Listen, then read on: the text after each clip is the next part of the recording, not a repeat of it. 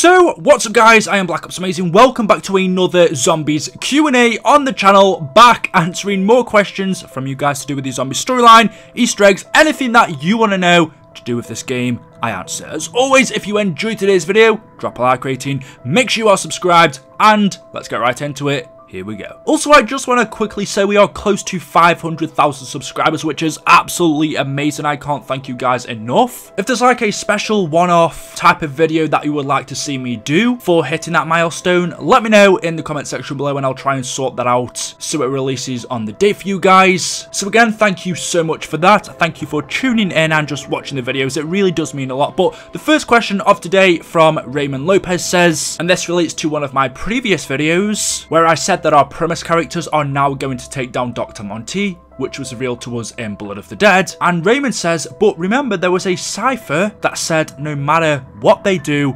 Primus will fail. This cipher specifically was in Shadows of Evil, and it was foretelling our zombie storyline. We didn't really know it at the time, but then when it came to Revelations, we saw the cycle reset that confirms that that cipher was in fact telling the truth. No matter what the Primus crew did, no matter what they tried, this cycle that they'd been stuck in for so long would always reset over and over again. Dr. Monty would keep the characters trapped in this loop, ending in Revelations and sending them back to the beginning to the Great War. So no matter what Primus did, they would fail. However, in Blood of the Dead, something changes, the Canorium changes, the future changes, the Primus crew become trapped in Alcatraz and they get their chance to break the loop. That's what they do. Richtofen sacrifices himself, he gives his blood to break the cycle. The cycle is now broken, meaning they can go and kill Dr. Monty, which is their plan, and if they do that, well, no Monty means there's no loop. So I don't think that cipher is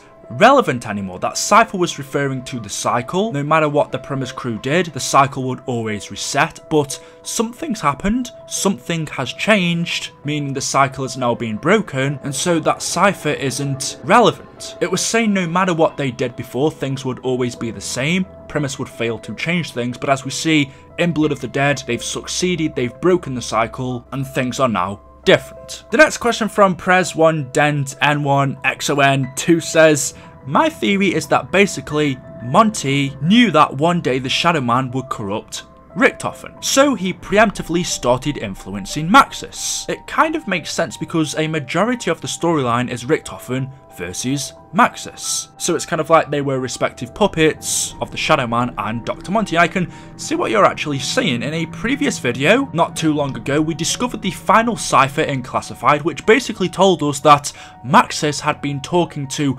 Monty all the way back in World at War, Derice, back in the original storyline with the original 1.0 characters in Derice when they were experimenting with 115, the teleporters, for the very first time when Group 935 was new and Richtofen and Maxis were working at Derice and other facilities. We know that when Richtofen travelled to the moon for the first time and touched the MPD pyramid, he became corrupted by the Dark Ether and began hearing voices in his head.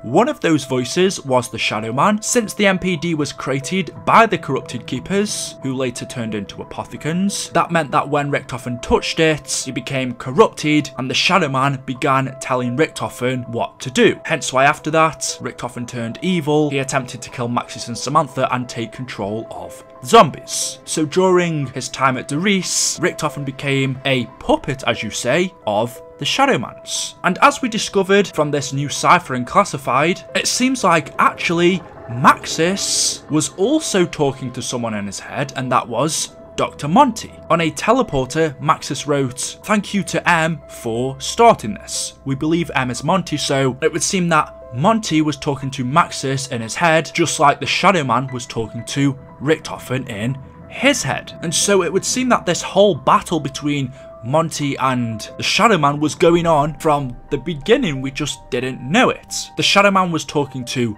Richtofen in Derice, and Monty was talking to Maxis in Derice. Maybe Monty was using Maxis to later on defeat the Shadow Man, and the Shadow Man was using Richtofen to later on defeat Monty. Richtofen and Maxis were both puppets of these higher beings. So that's actually a very interesting way of looking at it. The next question of today says, does Classified take place after or before 5? Love your videos, please answer. So simple answer, Classified takes place before 5. If you go into this map and do an Easter egg by knocking on one of the doors, you can actually hear Robert McNamara talking in his office about a meeting with Castro, JFK and Nixon. And obviously that meeting we saw take place in the 5 intro cutscene. So Classified, it seems, would take place around a week before 5. However, it would also seem that Classified is in a fracture. Now we don't know this for sure, maybe that isn't the case and it's part of the original timeline, but surely if Classified was part of the original timeline, then 5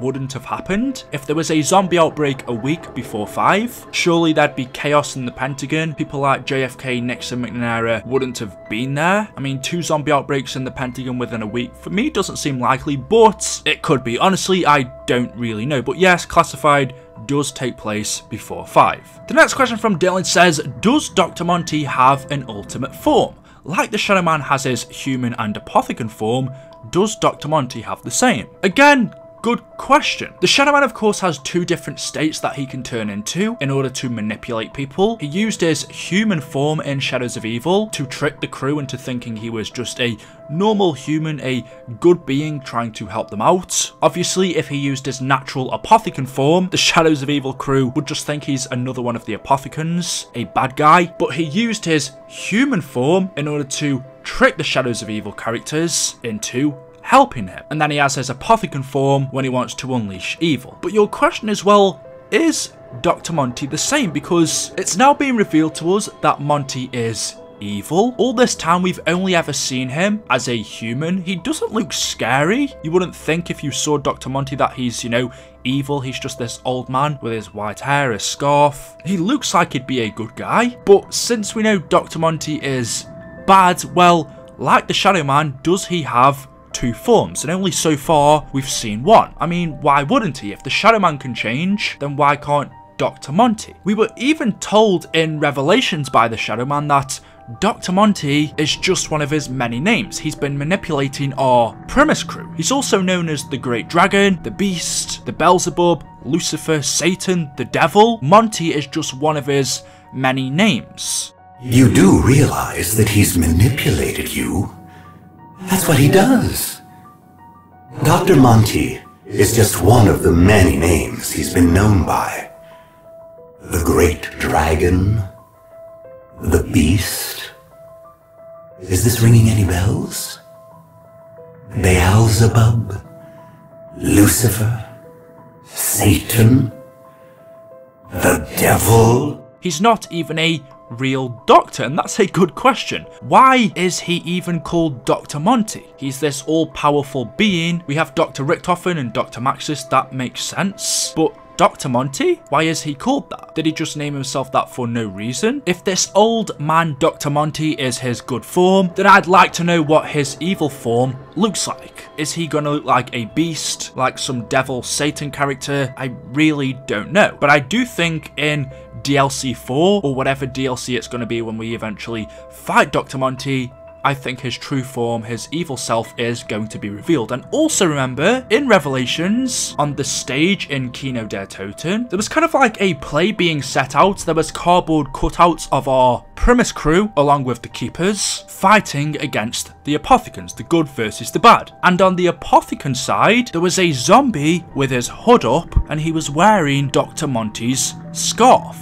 Was this a sign to us all the way back in Revelations that Dr. Monty is not only on the side of the Apothecans, but his true evil form is a zombie-like figure? Because I saw this in Revelations, but I never really thought anything about it. Was this telling us what we all know now back then? Is Dr. Monty's evil form a zombie? Or is this just saying that in fact he is an apothecary and whatever his other self is will be revealed to us in the end? The next question from David O'Connor says, hey BOA, I have a question. Who is the person announcing the nuke, insta-kill, etc. in Black Ops 4? Love your vids. So of course in BO4 we've got a whole brand new storyline. I'm assuming you're talking about our new story, not the old Ether story, because for our Chaos Crew, there is a new announcer whenever you pick up a Nuke, Instakill, Carpenter, Max Ammo, stuff like that. There is a person announcing them that we've never heard before. Now, with the original timeline, we know that it was a few different people. Originally, back in World at War, Black Ops 1, when Samantha was in control of the zombies, it was her that announced the power-ups. Then in Black Ops 2, when Richtofen took control, it was